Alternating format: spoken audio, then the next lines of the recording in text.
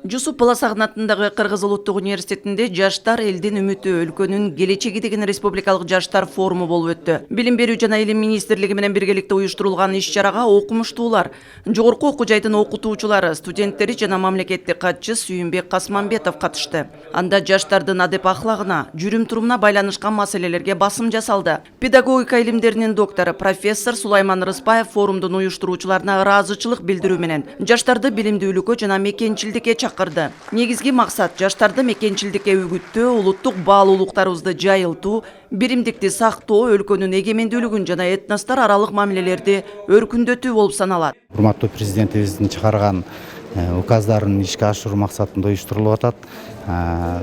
Улуу иш-чарага жерлерден Кыргызстандын аймагында жайгашкан жогорку окуу жайлардан бери келип катышып атышат жана Бишкек шаарындагы окуу жайлардын баардыгы келип катышып атышат.